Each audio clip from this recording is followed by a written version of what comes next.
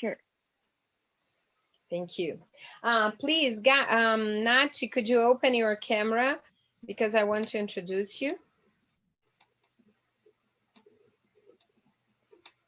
Okay, Nachi, Gabi, and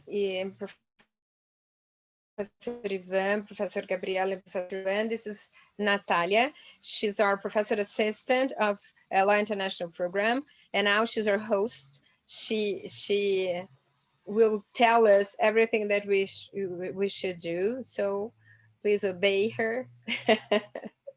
Captain, my captain. Captain, my captain, yes. And she will take care of us today and for the whole leap. Great. Okay, that's a pleasure. Hi, so it's very nice to meet you. Should we start? I we have a lot of people on board. Yes, so I think, yeah, I just wanted to make some introductions, and thank you, Nati, and thank you all for being here. And I'll make some introductions here because, okay. So first of all, I'd like to really thank Professor Gabriela and Professor Ivan Ormachea for being here today. They really have a long bio that we are very proud to have them here. Professor Gabriela, for more than 20 years, solving conflicts in companies out of the companies. Gabriela is a lawyer, mediator, and constellator, and I think she could tell us a little bit more about all those experiences. And throughout her career as a legal director of institutional relations, and ombudsman, she has always applied mediation and dedicated herself to the development of conflict mediation in the most diverse scenarios. So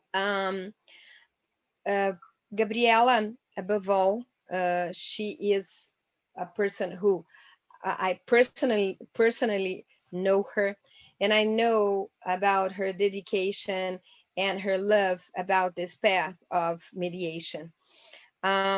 She was awarded with advocacy in advocacy category and the implementation of mediation at the Bar Association in Brazil. She's a fellow of Weinstein International Foundation that she will mention after. And she currently is the ombudsman at Petrus from Petrobras. And it's really a pleasure to have her here because Gabriela represents not just the competent mediators in Brazil, but a person who is totally engaged and really wants to make the mediation grows in Brazil, make a lot of efforts to do that, to have that. So thank you very much, Professor Gabriela, for being here today, especially at LEAP, at our Law International Program, and that we are going just to say a few words later. And also, I want to thank Professor Ivan Ormachea, which is a specialist in conflict prevention, conflict transformation, facilitation, and mediation in social environment issues related to extractive, family, commercial, labor, and labor industries. He's a mediator of the World Bank's Office of Mediation and Facilitation Services, and mediator and facilitator for the Compliance Consultants Ombudsman, in the independent accountability mechanism of the World Bank's International Finance Corporation, and for the independent consultation and investigation mechanisms of the Inter-American Development Bank. He is also a senior member of Weinstein International Foundation and served as a secretary of the National Mediation Office of the Peruvian Ministry of Justice, and responsible for the implementation of national mandatory mediation system in Peru. So again, thank you also, Professor Ivan. I know that Professor Gabriela has invited you today, but we want to we want you to feel totally embraced for all of us, because we are receiving such an expert and mediator, and a person that I'm pretty sure that loves mediation also, and will share with us your knowledge, your experiences, and today it's really a special morning for us. This event is part of our program, our program in law, international law, which is called Law International Program. And we are doing our first event of this program. And here we have this space to dialogue. We have this space to have people sharing thoughts, and to open dialogues, and to open to ideas, to build a new perspective of consensual dispute resolutions. So thank you all people that are here in your Saturday morning. We are here in almost 60 person that we are here to share these moments. And people, please feel free to ask them what you have in your mind, your doubts or your thoughts, because we are here to dialogue. Okay, we are here to dialogue.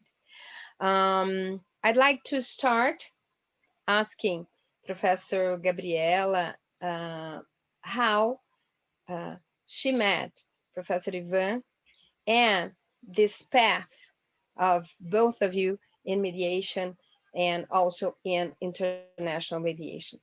Thank you again. The word is yours, and please be very comfortable in this house. Thank you very much.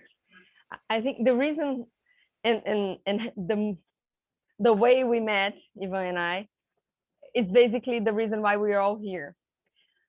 We both share an international career. We are both fellows of Weinstein International Fellowship. I was a fellow in 2011. I don't remember the year you were a fellow. What was it? 2018, I think. Okay. Yes. So I was first. Yes, And, always are. but it's always getting better. Every year it gets better and better. So that's natural. And that means that we have done something for the development of mediation in our country. So this fellowship brings people from all over the world that have been either pioneers or in a different way developers of the mediation profession in their countries. Of course, there are other good people in our countries, but we were lucky to meet there. And just to tell a little bit about my story, and then I'll pass the word to Ivan, because he's the best person to let us know about everything he did. I started my legal career not wanting to fight. I never wanted to fight, just because it's a different fight. We are always fighting in life for something we believe in. And I never believed in fight to fight, if making myself understood. My father was an excellent litigation lawyer, and I admired him a lot, but I also saw the results of litigation, and I didn't find it very interesting for anybody involved. Maybe the lawyer, but even the lawyer many times feels that this is not the purpose of life. This is not what we are here to do.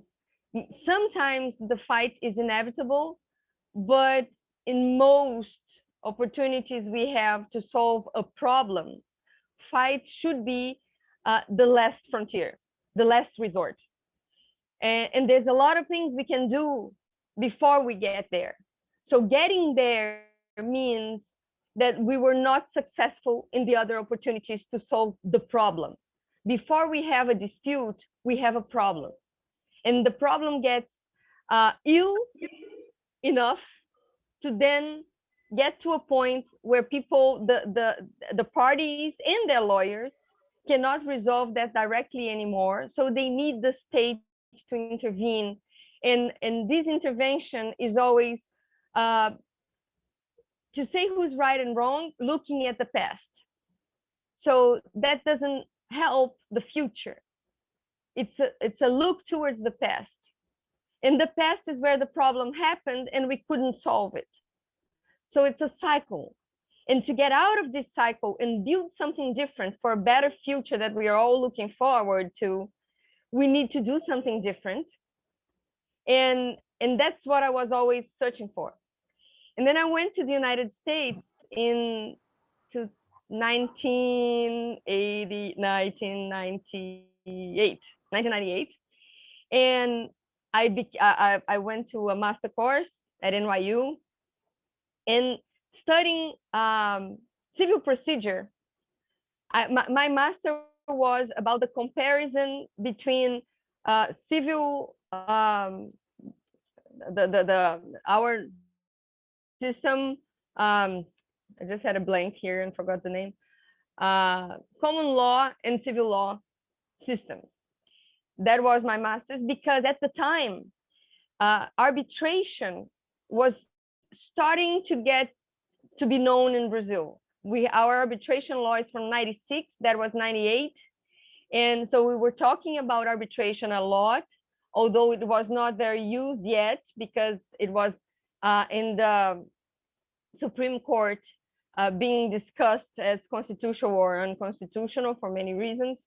And but in international contracts, in contracts between transnational contracts between companies of different countries, we were already using a lot of arbitration and very few people knew about it.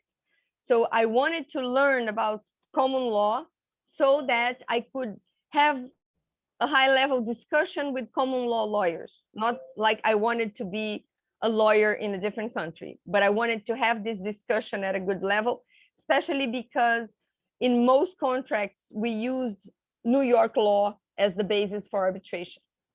So I went to NYU and studying American civil procedure. I read one sentence about mediation, and it is a methodology to co-build solutions that can be accepted by all parties involved. And that was exactly what I was looking for. So I dedicated every energy, every cent, and every minute I had to learn about mediation. And after my master course, I stayed in New York for a year working as a lawyer in a law firm, a typical New York law firm. And working there, and I did mediation in a multi-door courthouse as a volunteer to learn how to do it in practice. But in the office, the legal office where I worked, I had the wonderful chance to shadow mediations at GEMS. GEMS is the biggest mediation provider in the world. And that's how I met Ivan years afterwards, 20 years afterwards. No, 18 years. So I as a lawyer, working for the law firm where I was working, we went with clients as a legal team to help them in a negotiation that was very, very, normally very complex. So the lawyers went with the clients, and it was at GEMS. I was completely in awe to just see that happening. I felt like a child going for the first time to Disneyland and having dinner with Mickey. So that's how I felt when I first watched the mediation. We use this word shadow because we are like the shadow of the mediator. So we're just there to look, to learn. And I asked to have this opportunity in many mediations, and they were very open. And I was very lucky to have that sight of the world that I wanted to live in. So when I came back to Brazil in 2000, I started doing everything I could to develop mediation here. At the time, mediation, conciliation, and meditation were exactly the same in the general understanding of the public. So we did everything I did, and some other people, and then we had more and more people, and now we have the market that we do to develop this possibility in the Brazilian legal scenario, and also in the scenarios that don't get to be legal because problems are solved before they need a lawyer or they need to go to court. So coming back to Ivan, and then I'll talk more.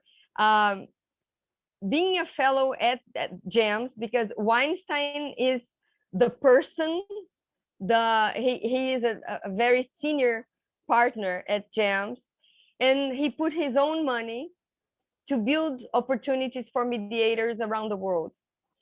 So he invites people, we have to apply, and we work very hard in this application, but then they select some people around the world to not just be with them and have this opportunity to learn from what they do, but also to do whatever we think is necessary for our development, including academic work.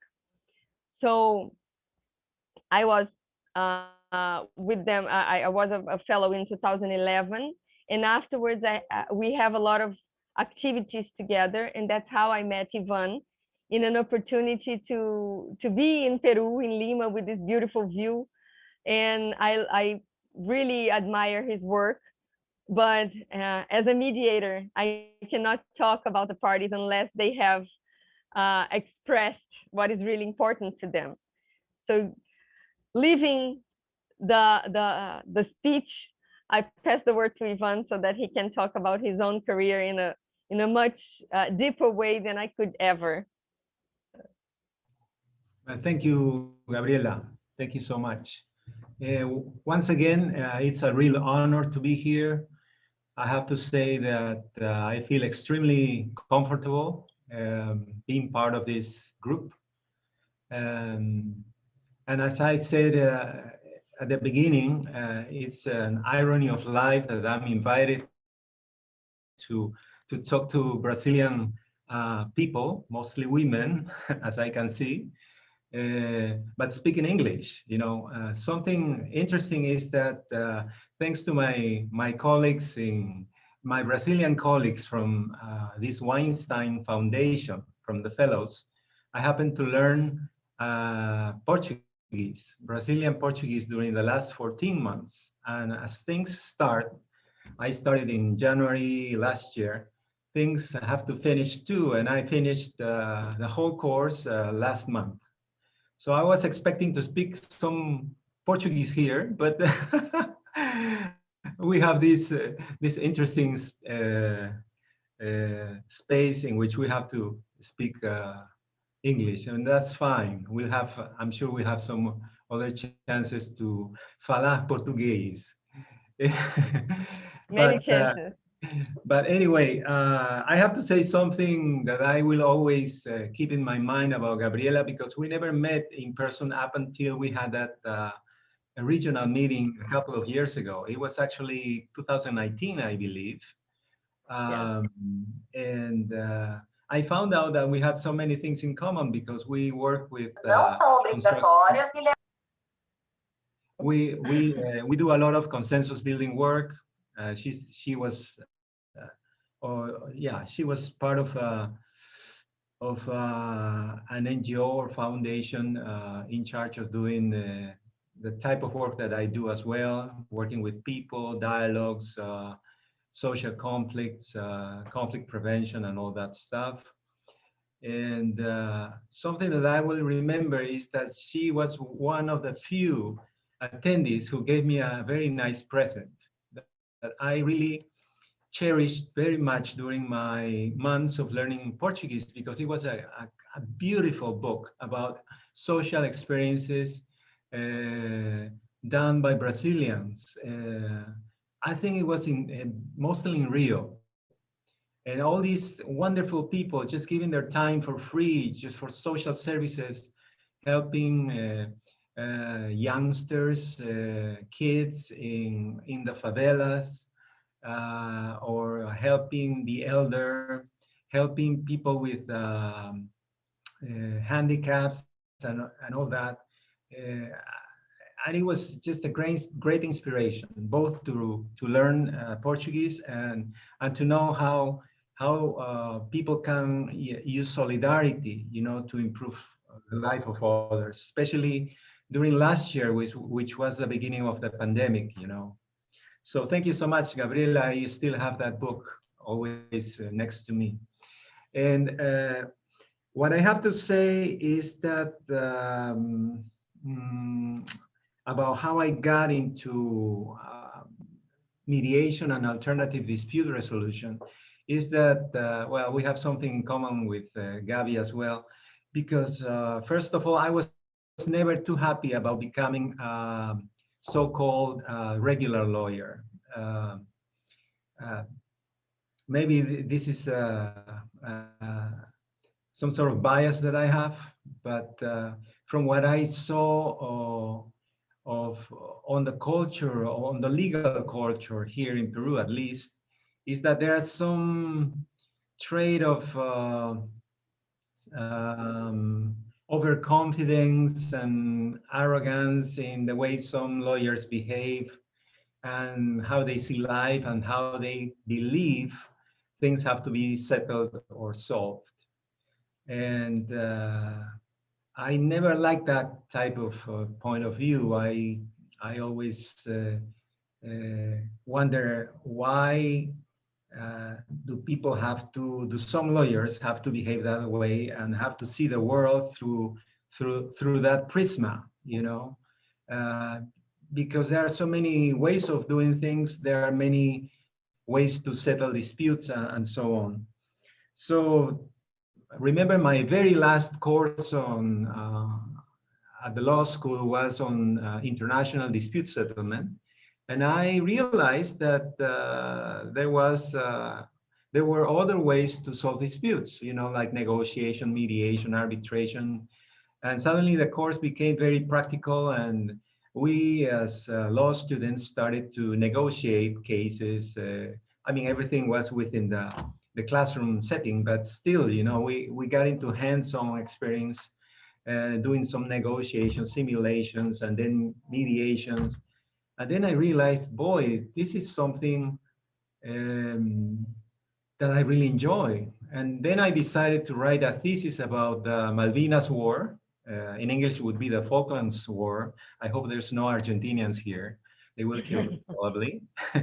But anyway, I decided to write a thesis about that conflict and realized abroad, because at that time I happened to be in Europe, backpacking and getting some information from interesting libraries, especially in Scandinavian countries, that it was a huge field. Dispute resolution and conflict resolution itself was a huge field. And then I said, this is something I want to do for a living. And well, the whole thing started, got into negotiation, mediation. And now what I do is basically work as a mediator for the World Bank. They have what they call workplace disputes. The World Bank works as a country. It's an international organization.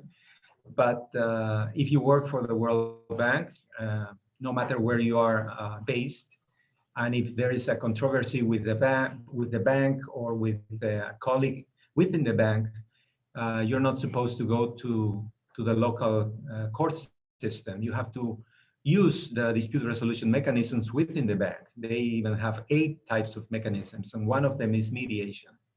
So I'm one of mediators for those types of disputes for 4 countries, Colombia, Ecuador, Peru, and Bolivia. And I have been doing online dispute resolution for the last 10 years, something that has become mandatory nowadays, but was quite an interesting challenge. And it's been working very well. I mean, what we have experienced during the last 12 months has been very regular for the World Bank, and I really appreciate that type of experience. And at home, what I do a lot is a lot of conflict analysis on social conflicts. There are many disputes in Peru, or social conflicts more than just disputes, between extractive companies, indigenous peoples, or peasant communities due to mining or due to oil. Some of these conflicts have become extremely critical to the democratic system because of the level of tension and violence that have reached. So in those cases, I have been working for the last 15 years, sometimes as an analyst, sometimes as a mediator or facilitator, or some sort of coach for all types of parties, sometimes be companies or communities or the state. And thank God I have this law degree, this law background, because whenever I sit in front of or sharing the table with a lawyer, I know how they think. And it's much easier, to get into their minds and to understand their point of views, and also to show them that there are other ways of settling disputes. And now, since I always try to get into the innovation dimension as well, I'm very much trying to foster what I call online dispute resolution, doing mediation through Zoom or any other digital platform. And also, I have a master's degree in gender studies because I really, I was very much interested in understanding why, especially why men behave the way they behave in conflicts. It's the type of conflicts that I manage or that I intervene in, these social conflicts I talked to you about, are basically men, of all walks of life, interacting in their own personal and cultural ways. And having this gender perspective has helped me to understand their masculinities and strategize about how to improve my practice. And just to something interesting, talking about gender and dispute resolution, you realize many of the traits of the dispute resolution, especially mediation field, is related to feminine traits, good listening, problem solving, patience. And it's interesting that most of the attendees to this talk are women as well. So there is something, that that perspective also can tell us about mediation and dispute resolution. Anyway, I'll stop here. I feel that Lou wants to talk. Can I just make one comment, Lou? It's very interesting, Ivan, and many international friends that I have that have been participating in international events with Brazilian mediators notice exactly what you did in 1 second, that we are mostly women. And talking here to our participants, Brazil is a country where most mediators are women. it is the very opposite of what happens in most of the world.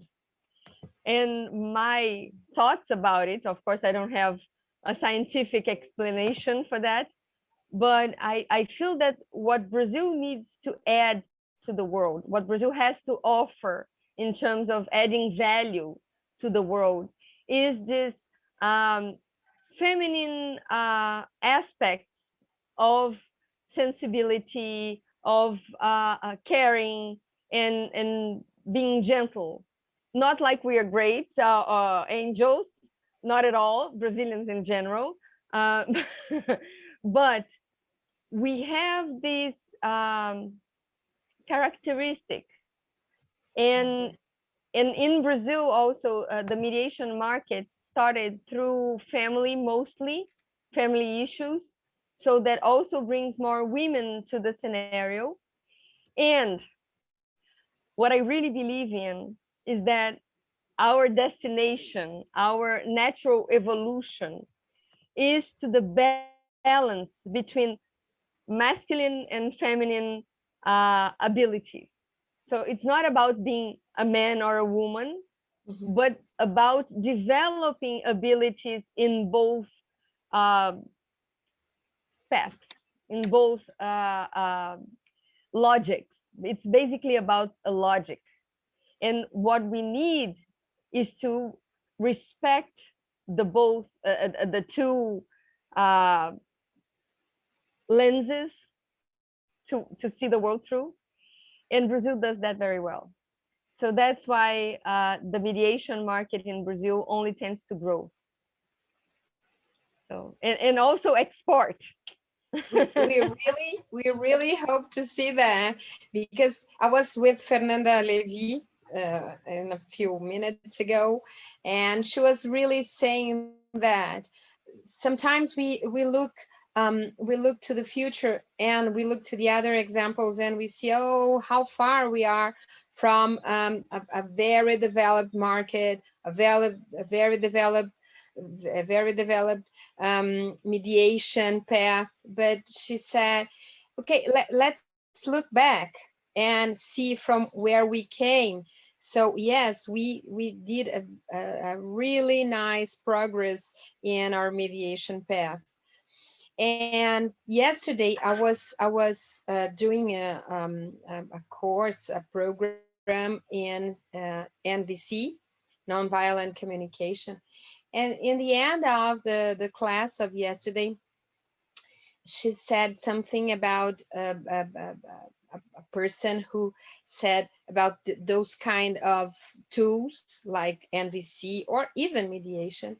And he said, what we need to learn is about, I don't know really exactly the word in English, because I would say motherhood, but he said in Portuguese something about maternagem, which is not really motherhood, but it's something related to and has to do with exactly what Gabriela is saying. It doesn't have nothing to do with men or women, but has to do with care of the other people. So the beauty of those kinds of methods, it's totally the possibility of caring the other. So this is really why this path is so deep. Magic. I would say very deep, because we take care of the others. And yes, we share. I think everybody that is here shares those feelings about this market.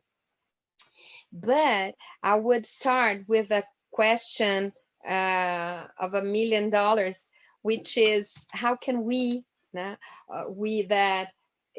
are in this path, but especially you that have an international view of mediation, consensual dispute resolution, how can we raise awareness about among lawyers and parties about these consensual methods, trying obviously to look through the international lens, but also trying to understand our peculiarities, our characteristics, our culture. How can we could raise awareness about those methods, consensual methods for people of the... Can I start?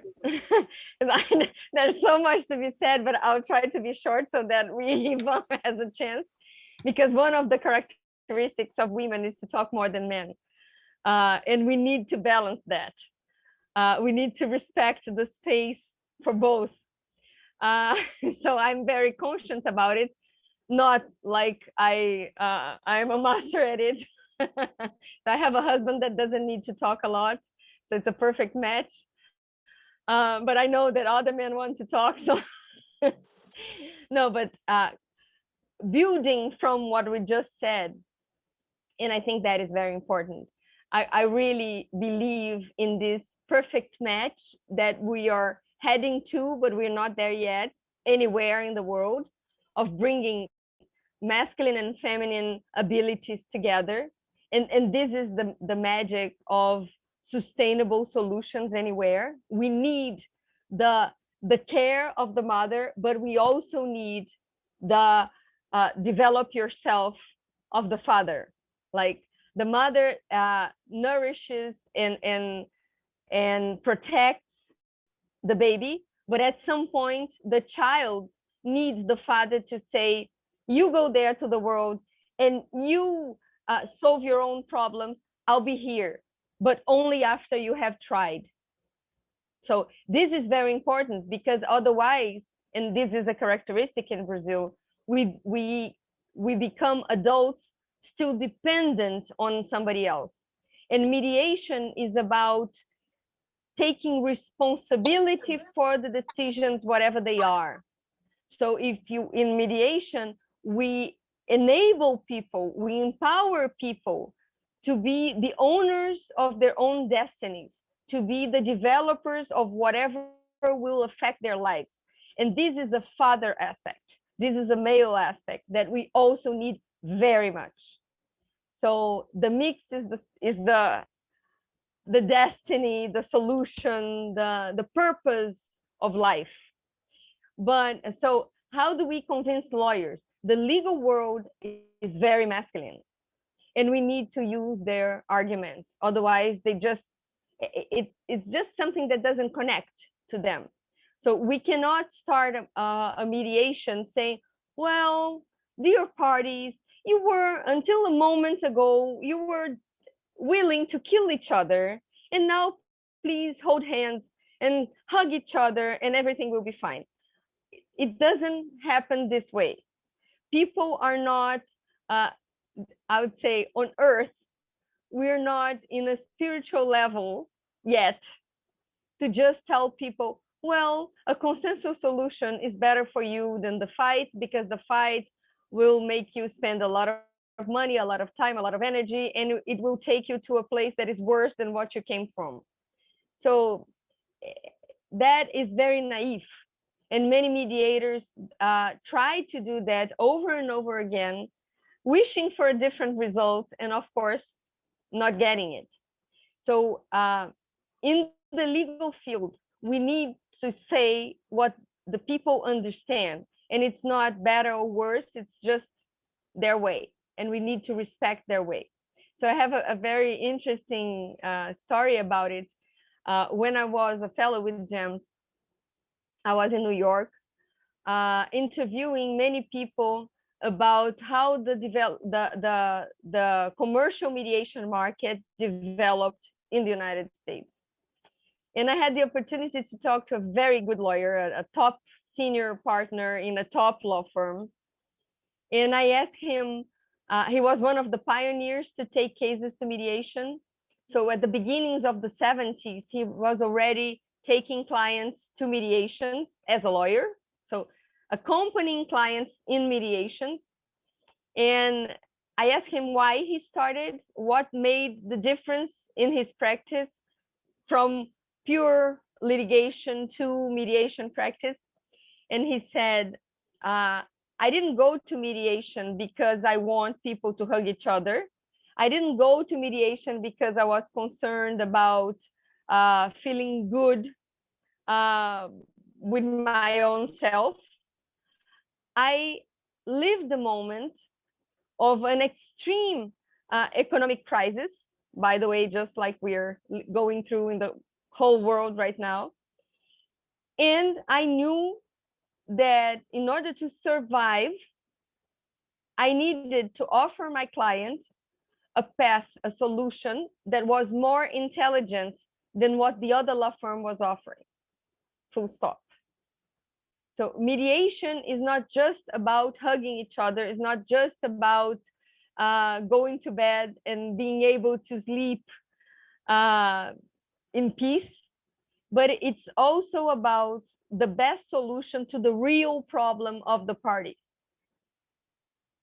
And once we understand that, we can say the same thing is exactly clear and objective. We can say the same thing in a very male vocabulary, because everybody understands the need to survive, the need to compete, the need to make money, the need to be sustainable. And that's what mediation is about.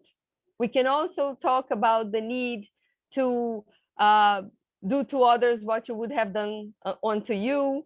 You can also talk about the need to not destroy relationships because it took long to build them and it's very easy to destroy them.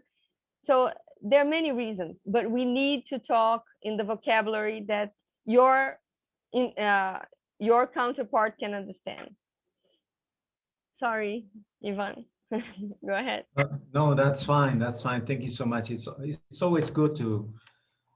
It's a joy really listening to you, Gabriela. No problem.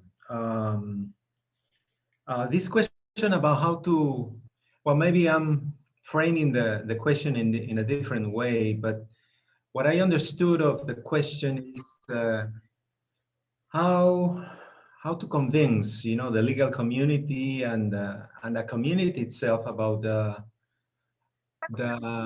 advantages of mediation and alternative dispute resolution. This question, I've been hearing this question for, well, boy, I'm aging, for 3 decades already. How do we improve the rate of mediation settlements? Why do people still, and why do lawyers prefer to take cases to court? Why is there such a resistance? When we talk about mediation, and some people are not interested, especially from the legal community. And what I see is that there are like 2 ways of explaining this, or two sides. The first side is related to making some changes, to create new meanings to how we do things. What's the idea of doing justice? Doing justice is just taking a case before a judge into a law court. Is that the way how we do justice, or we help justice? We help our clients. And I believe we can do much more. I believe, for instance, that all clients should have the right to know before going to court that they have other ways of solving their disputes, by using negotiation. If that fails, you can go into mediation. If that fails, well, depending on the case, on the nature of the matter, you may take that into arbitration, and probably that would be the end of it. And if it's not possible, well, you go to court. So, and that's a typical practice that you don't see in lawyers. I mean, if they had this kind of medical way of treating the client, saying, well, you have this, your conflict, I'm trying to do some sort of analogy with a medical profession. They try to diagnose what kind of sickness or medical or situation you have, and then they give you like different treatments. well, that type of practice, I don't see that very often in our colleagues, and that should change. Also, create a new meaning to the idea of what is success for a lawyer. Success is all the cases that you win. It's like marking the wall, with all these sticks, 1, 2, 3, 4, 5. Okay, I'm the winner. Becoming like the devil's advocate, that you made a promise that you will never lose. You become a winner. And I think you have to change that meaning as well. You have to reframe that. In Spanish, and I think also in Portuguese, we say resignificar, to create a new meaning, to those words. And also the idea of how to make money, because it is true that if you take a case to a law court, probably you will charge more money in the long run for the handling of the case. But what I have to say, to argue against that idea is that it depends on how much you value your work as a mediator or as a dispute resolution specialist. And you can create ways of making decent and good money by applying your practice. And the other dimension is related to the structural causes. Here in Peru, for instance, I don't see that the judicial system or the legal system is set to or has been established in order to foster the use of mediation. Why? Because you don't have predictable court decisions. Second, you have the problem of corruption. And suddenly you have all these lawyers that can illegally practice law to get the results. So it's not like in the United States, in which you have legal decisions that are binding. That the court system is very much predictable. And before going to court, you more or less know, and your lawyer will tell you, well, this type of case, probably you have 40, 60% or 70% of winning, losing, and then you make a decision. In our legal system, that's not the case. So what is only in Peru? That doesn't happen in Brazil. No. Well, I've been watching the news during the last year, and I know that, Gabriela. The Brazilian news, I know. We wish.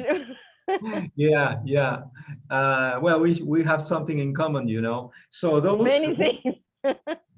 those things are not very encouraging to the field. And despite the fact that you have a lot of training, every year you have more lawyers and trained either on their law schools or in other settings, with courses on ADR, on arbitration, on mediation. There's a lot to do, and I think we have to kind of pinpoint all the places in which we have to focus our energy to make those changes. Ivan, of course, we have a lot in common, much more than we would like to in terms of legal system.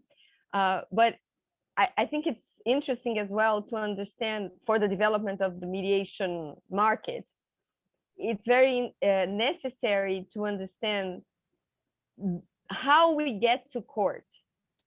So one of the reasons why the mediation market was so developed in the United States before anywhere else in the world is the cost to get into the judiciary system. So it costs a lot to start a legal suit. So that comes back to the explanation of the lawyer I just mentioned. How do I offer something to my client that is clearly better than what the other law firm is offering? Starts by the cost of starting a lawsuit. Just the expectation of a lawsuit in the United States may bankrupt a corporation. because it's expensive to get into the judiciary. So there's a barrier there, clear barrier, and it's expensive to go through the case because the production of evidence is so expensive. And the more one side produces, the more the other side needs to produce as well. And so it's expensive to fight. In Brazil, and I'm pretty sure in Peru, maybe a little different, but basically the big numbers are the same. It's cheap to get into the judiciary. In Brazil, when we worked on access to justice, we mixed the concept, and we, as a country, we understood it was free justice. But just that, it is an irony and an utopia, because there's nothing free. Somebody's paying, and who is paying is the whole society. So you don't pay anything directly to get into court. So everybody goes to court, and then the court just cannot deal with so much. And on the other hand, we have another aspect that is very important to understand. And in that aspect, I'm sure we're not like Peru, we're much worse. Brazil has more law schools than the rest of the world together. So we, as one country, have more law schools than the planet altogether. So we need to make room for so many lawyers to make some money and honor the profession. So how do we do that? Inflating the courts. But then, so then we come back to the equation, and it's cheap to get into court, but it's very expensive to get out of it. But we don't take that into account when we are making the decision to go to court or not, because we as the people, as the society, we don't know that. We will only know once we are already there, and our cost to be in court is already paid for. We have already disbursed a lot. So the more we have paid, the more we think, well, I have paid so much, so let's go just a little further and a little further to see if I make my investment worth. And it will never be worth. Not just for the money, which is the most objective criteria, but for the rest of the costs that we cannot translate into money, but it costs in the soul and in the relationship. I'd like So to add. it's necessary to bring that into light. Sorry. Yeah, no, sorry me, but I wanted to add that the cost of judiciary that was announced last year was 100 billion reais. This cost was supported 90% by the state.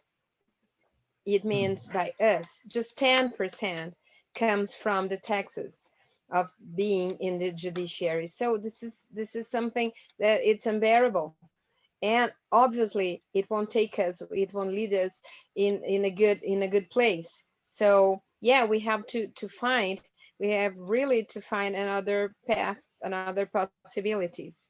But doing that, I would say, could be a possibility to have those trainings of mediation advocacy. I mean, talk to not just for the freshmen, for the students in law school, because I think this is totally mandatory for law school, but also for mid-career, for people who are still in their path. But should we talk about a mediation advocacy training?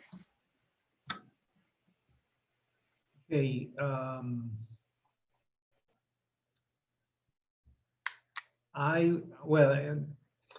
If we talk about training in law school, I have to remember something that has been, or I would say, has been done in a way to foster the knowledge of other means of dispute resolutions besides just litigation.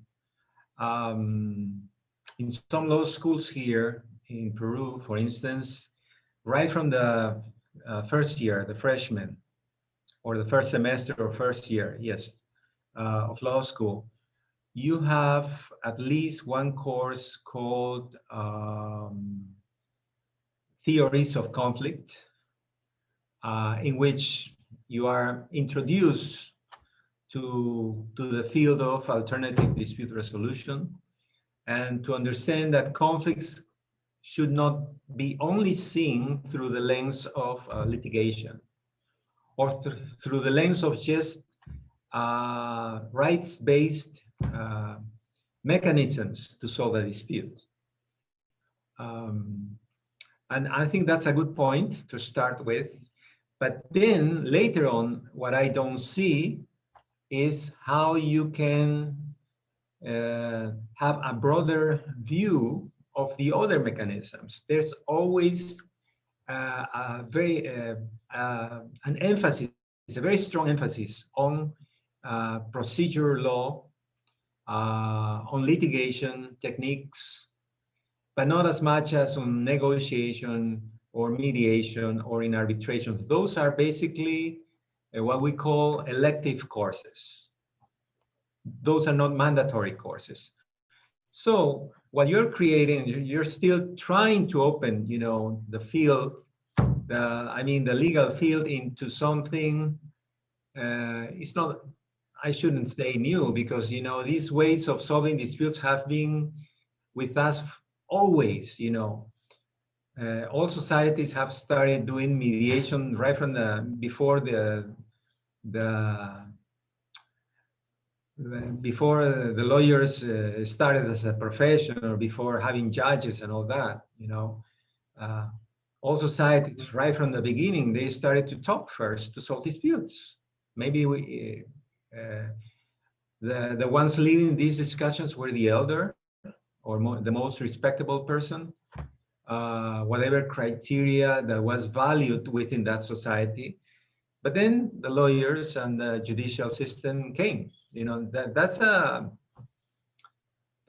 kind of a new sort of institution. I don't know, 200, 300 years, or maybe a bit more.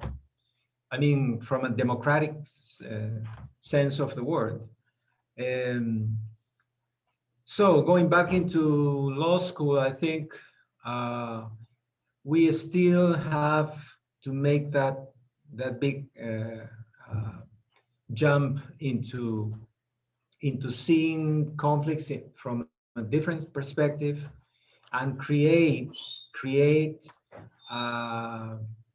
a culture in which the lawyer should be the one discussing with the client what is the best means to treat your dispute. In my previous intervention, I said that we should have this kind of medical perspective on the disputes that are brought before us as lawyers.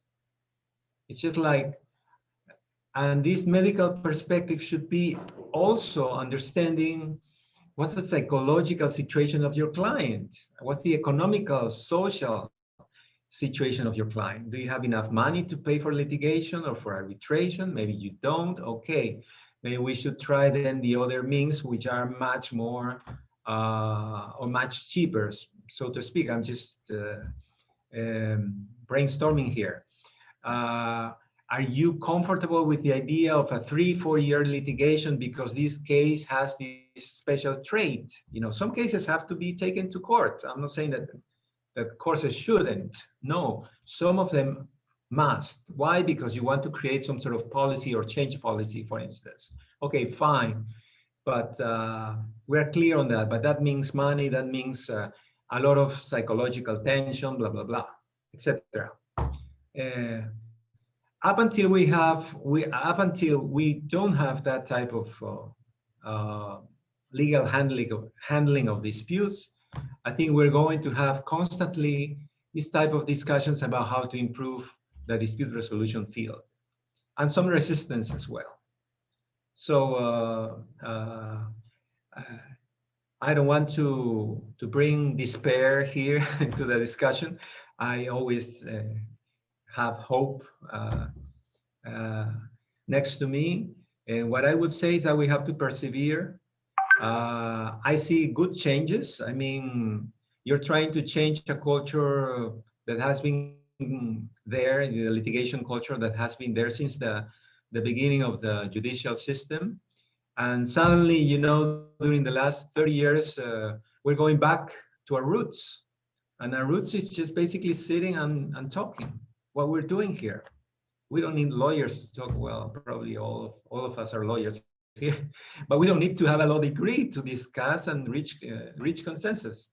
So it's like going back, you know, it's like interesting. It's like a kind of movement from the 80s and 90s, in which, again, we are going back into the roots of nature, for instance, of using natural medicine, preserving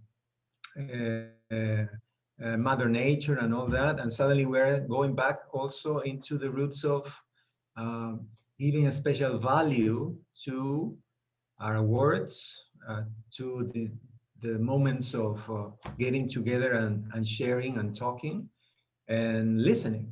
So our basic, very basic skills, you know, we shouldn't be trained to be decent listeners or people who can talk and problem solve things. But, you know, that's, again, that's an irony of life, you know, of the profession as well. Okay, thank you very much, Ivan. Yeah, we share all those thoughts. We do have problems that are all over the same. Okay, so Gabby, in order you to talk about those issues, we do have 3 questions that are very connected with everything we're talking, which is from Runa. She's asking the opinion of peer mediation in schools, which means the trainings also, and how to start a mediation, international mediation path, from Natalia Alves. And Fabiola is asking about lawyers having the opportunity to be cooperative and make the earnings increase and things like that. And for the last question, what advice do you give to those who are starting out and want to work in mediation and international negotiation? And mediation and modern diplomacy. And I think we are almost in the same opportunity to talk about trainings and the career of mediation. Okay, I'll address all the questions in one train of thought, except the how to develop the career internationally, which will be a next chapter. So, and this is exactly what I wanted to add to Ivan. Many times mankind believes that we control our lives and we control nature and we control other species, which more and more is getting clear that we do not. It's an utopia, it's an illusion. We live a life that leads us to where we need to go. And many times, once we resist, because we have this option, we also have the free will to resist what nature is telling us. But sooner or later, we will understand that what needs to be seen will be seen inevitably. And when we talk about mediation, we're not only talking about being a mediator in the stricto sensu. We're talking about learning a toolbox, learning how to intervene in different situations where we are negotiators, and we are negotiators 100% of the day and 7 days a week. And also when we are interveners in somebody else's conflict. And we do that all the time, conscious or not. So mediation is not just about one profession, is about doing whatever you do in all the professions in a way that builds solution instead of worsening the fight. Many times when we intervene in conflicts, the parties involved are not ready to look to a solution. So it's just like the diseases. I love this kind of analogy as well. And many times I say that conflict is a cancer in the relational body. So I am, let's say, I am here and Luciana is here. Luciana, of course, has more light than I do because of the color. And we are fighting, or we're building something together.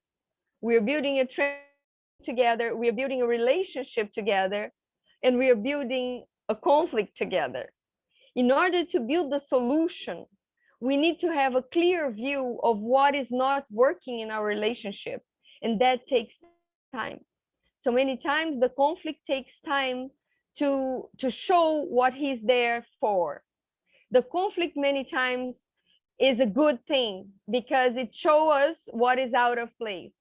And before we get to building the right solution, we need to get to the right view of what the conflict is trying to tell us that is out of place. So the timing is fundamental. The timing is absolutely necessary for the parties to be ready for a solution. So trying to solve a conflict before the parties have had enough of it won't result in anything. Many times it won't be a waste of time. It will be one more brick in our construction, but we will still need more of it in order to build the house we're building together. And it's a house of relationship. And the conflict is happening here between the green and the white. The conflict is not here and it's not here, it's between the parties. So when we are intervening in somebody else's conflict, we need to ask the question, are you ready to look at it? Are you ready to really absorb what this phenomenon is telling you? And if the parties are not ready, there's no mediation, there's no miracle that will get them from the conflict mode to the solution mode. We need to respect that.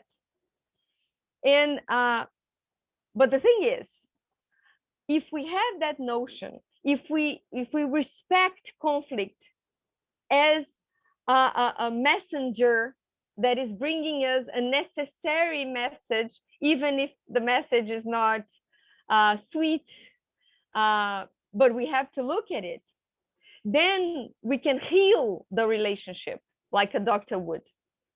So if conflict is a cancer in the relational body, this in between, how do we approach the cancer?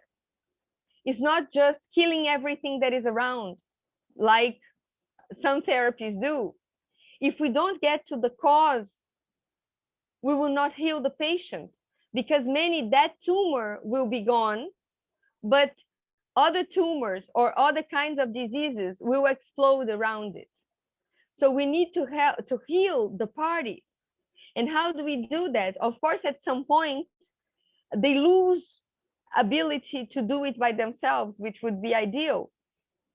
So if we have the tools within ourselves, and that is what we do in school mediation, when we teach mediation in schools, and I've had that in my career, when I worked with an NGO that is also global, what we did in Brazil was to help children in armed conflict zones. So in favelas, in areas where armed conflict was a basic reality every day. So we helped children help other children in conflict. And once children learn that, it becomes much easier for them to include that in their view of life. So they become mediators wherever they go, not just in the fight, not just in school, but they become problem solvers in a collaborative way throughout their lives. And most of all, they go from being a victim to being a decision maker of what happens in their lives. And this is the most important thing we can do for a human being. Help them get out of the victim speech. Being a victim doesn't solve problems. Being a victim creates problem, because the problem is what feeds the victim. So in order to get out of that cycle and helping people become responsible for their lives, we help them become mediators in whatever they do, because the main characteristic of a mediator is someone who is there to help people get out of complaining and into problem solving mode. Become really the decision makers of their own lives, and understanding that they won't solve anybody else's problem, but they have to solve their own problem in order to relate to the other person. So if we understand that, mediation is not just for legal suits. Mediation is for life as it is, for looking at life as it is, embracing the problems that life brings so that we can grow. And so that is an answer for most of the questions, at least my part, and then Ivan will add. But then I would just like to answer about the international career.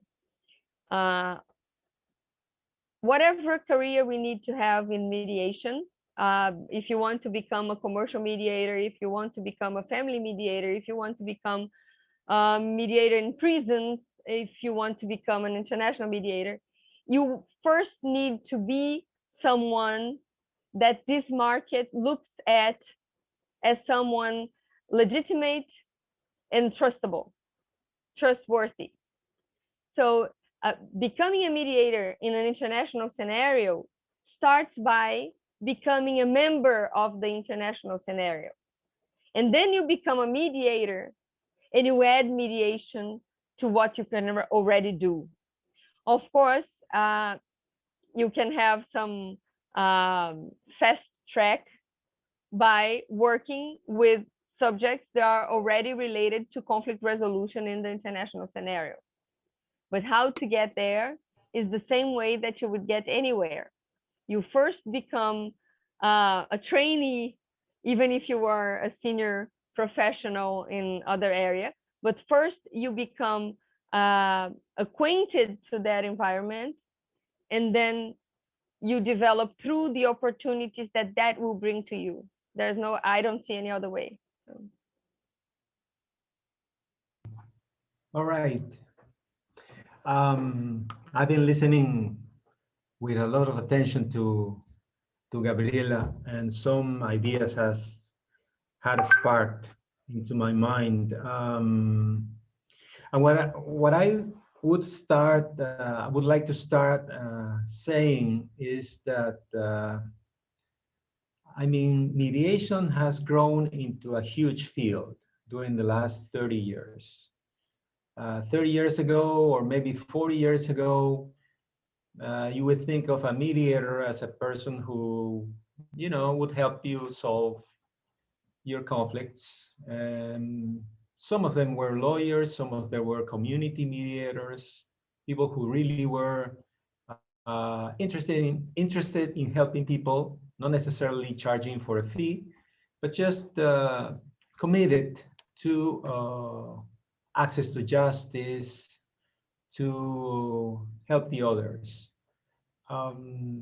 Now you have all sorts of mediators. You have, you have the international, you have the national, you have the organizational, you have the family, the commercial, the consumer, the construction mediator, and so on. And that opened the field also to training, to also develop skills that are really very good to apply in other settings. For instance, I understand that Gabriela is ouvidora, huh? which is an ombudswoman. Ombudsman. Well, Ombudsman it's unisex. okay, okay, fine, no problem, no problem. That's a Swedish word anyway. But so because she developed the skills, from mediation, and she can also, and we can also do negotiation as well. There's a discussion about if a good negotiator could be a good mediator and so forth, but I mean, that's another discussion, but still we have the skills because they are very, very related. So when you think about becoming an international mediator and how to begin or improve your practice, I would say, I would go along with Gabriela's ideas. Start nationally. I mean, that should be your starting point. Don't be already concerned about becoming international. Just start doing things at home, get into networks of mediators. Maybe there is some sort of assistant teaching at any law school. And try to always get more knowledge by reading, studying, get some training. You can go abroad as well. I got all my training during the beginning of the 1990s. At that time, I was so lucky that I got scholarships, I remember from the Swedish government, from the Norwegian government, and even from the United Nations, to train people in mediation and conflict resolution. And I have to say that I was really lucky because, though nowadays, all of those trainings, or most of the trainings, cost. But anyway, you always have to be, looking, being updated about what's offered there. And I would tell you maybe a tip, a dica, like you guys say, is always try to write people that you consider inspiring. And if you don't have the money or the means of getting there to get training, well, ask for their help. Maybe they can help you, give you a scholarship. But the bottom line is that the passion that you feel for this field. I mean, if you have the passion, you're going to find your way. You're going to find your way sooner or later. And you have to persevere, you have to practice, study, always look around, networking, and little by little you find the right spot. I have to say that I was lucky because I was probably one of the beginners of this field in my country, which means that I'm not that young anymore, but I'm not that old either. But I mean, if you are passionate enough, you're going to reach what you want. And I believe that also going into the other subject of the different types of mediation, a good way of developing this field in a broader base is peer mediation at schools. We've done it here in Peru. The idea is that Secretary of Education of the whole country sees this as a good policy and implements it throughout the country. I mean, that's quite a challenge, but little by little, I think you can try this, and as this can be an interesting opportunity to find your spot, your practice. You can do likewise in other fields. So my idea is just asking you this question: are you committed or passionate enough to start getting into this?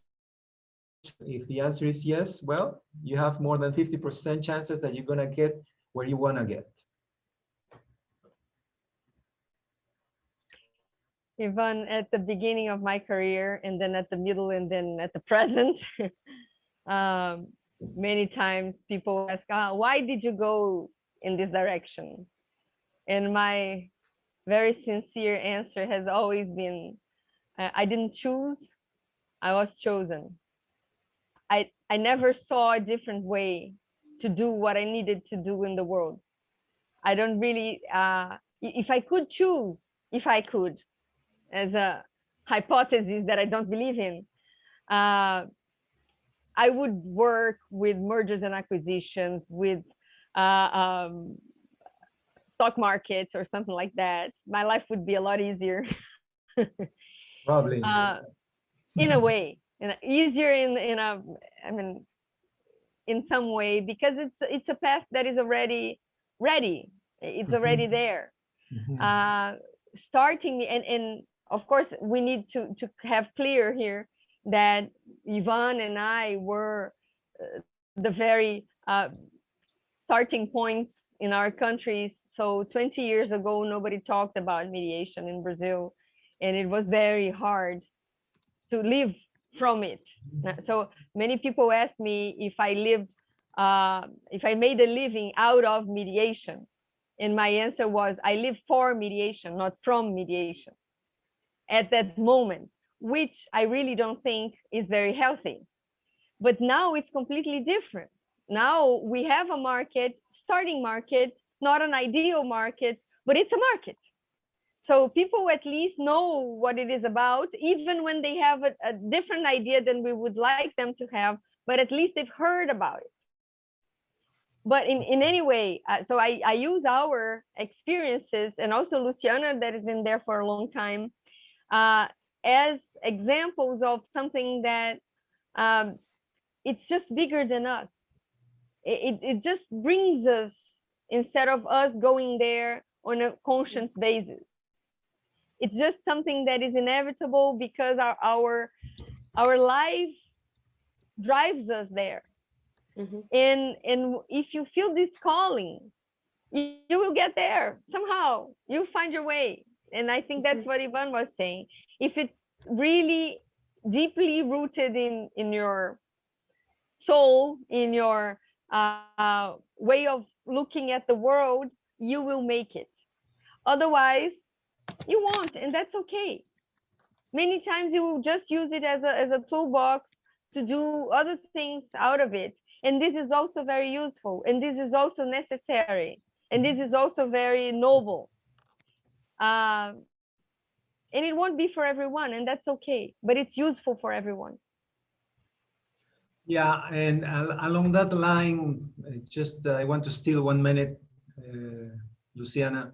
Sure. Think that if you have those skills very clear in your mind, if you can apply it, believe me, you're going to be much more successful compared to the people who don't have a clue about that, or who are kind of messy on relating to the other, because these are basic skills on how to relate in the best possible way.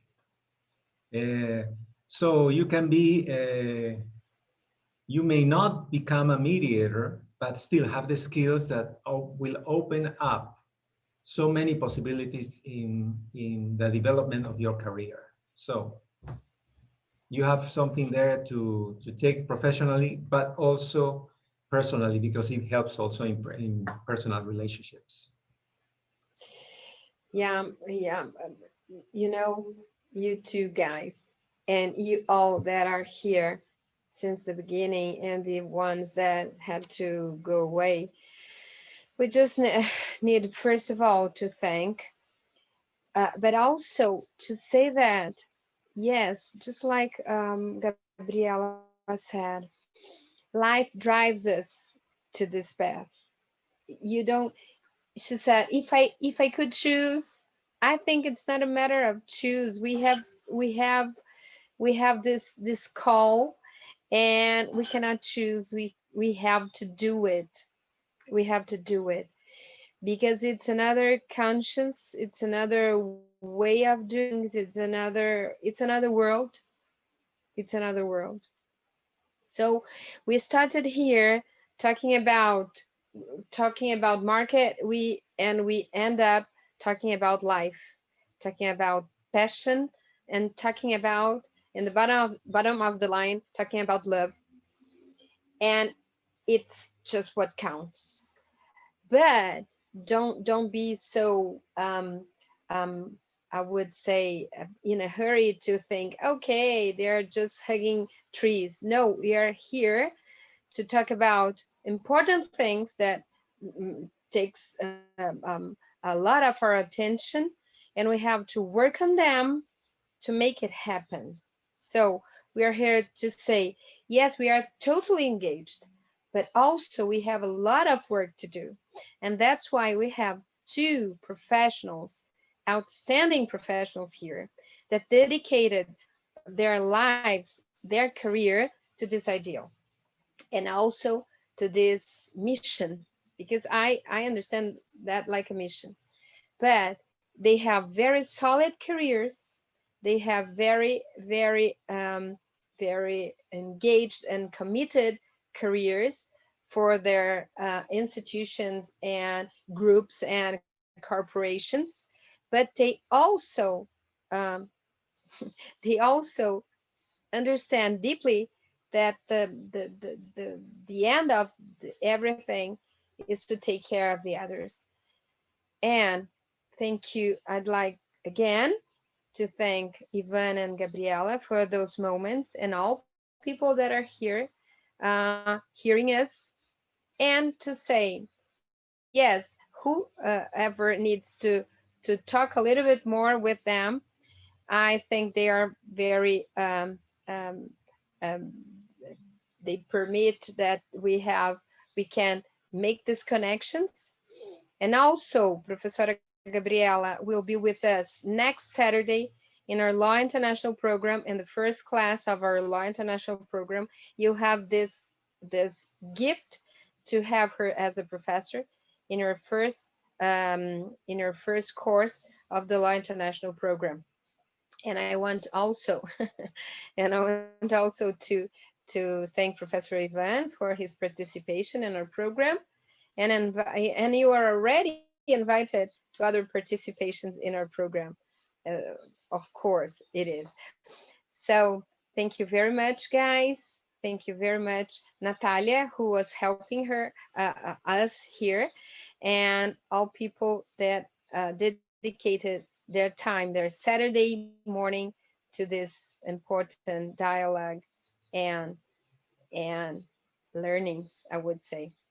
Okay, thank you very much. Thank you. A kiss for everyone. Have a wonderful weekend. Thank you so much.